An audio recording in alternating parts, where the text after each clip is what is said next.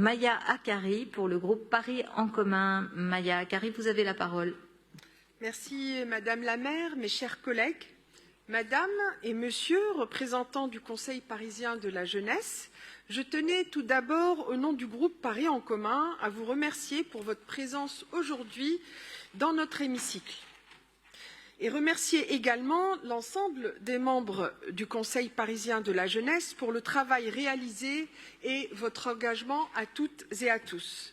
Car oui, les jeunes s'engagent, bien loin de toutes les idées reçues sur une jeunesse qui ne s'intéresserait à rien. Les jeunes s'engagent pour leur avenir, pour les autres, pour la planète. Ils veulent participer à la vie de la cité et être acteurs de leur ville. Et il est de notre responsabilité de le leur permettre. La jeunesse est au cœur des politiques publiques que nous mettons en œuvre à Paris.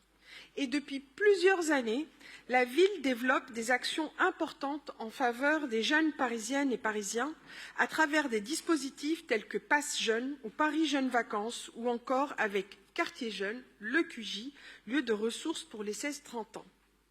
Votre promotion a décidé de porter le nom de Romain Gary et je souhaitais saluer ce choix. Immigré, comme moi, arrivé en France à l'âge de 14 ans, naturalisé en 1935, il est pourtant l'un des personnages emblématiques de notre pays.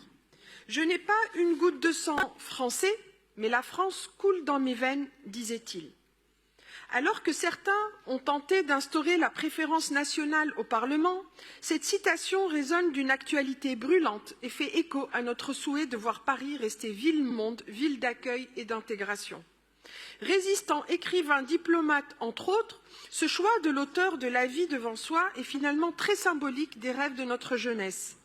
En 2023, le Conseil parisien de la jeunesse a eu 20 ans, vous l'avez dit, Madame la maire.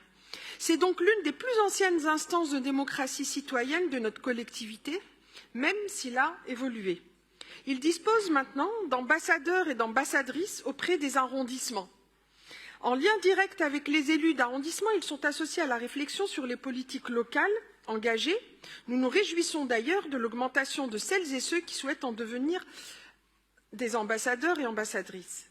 Les membres du CPJ ont également, depuis 2021, la possibilité de s'autosaisir et de travailler sur le sujet qui leur tient à cœur. Même s'ils ne figurent pas dans la lettre de saisine que leur adresse chaque année Madame la maire de Paris, ces autosaisines donnent lieu à des recommandations qui alimentent des réflexions de notre collectivité.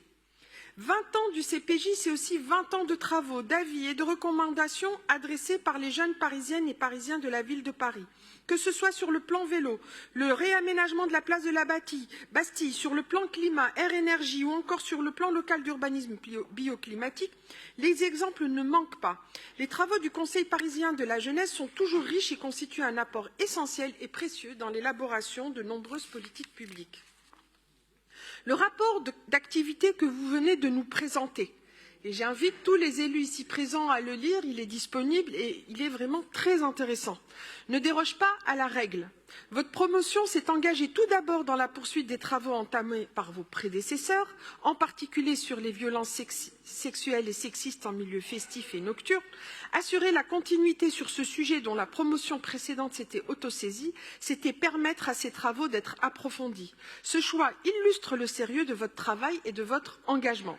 Votre promotion a pu travailler à la demande de la maire de Paris sur les festivités de proximité qui auront lieu pendant les Jeux Olympiques ou encore la refonte de la stratégie résilience de la ville de Paris. Vos recommandations sur le premier sujet en annexe de ce rapport sont pertinentes et précieuses. La ville de Paris est à l'écoute de sa jeunesse. Son avis compte et participe d'une ville où il fait bon vivre pour toutes et tous. Continuez à nous éclairer de vos réflexions et à parfois nous bousculer un peu. Continuez à œuvrer pour l'avenir de notre ville, pour votre avenir. Je vous remercie. Merci beaucoup, Maya Akari.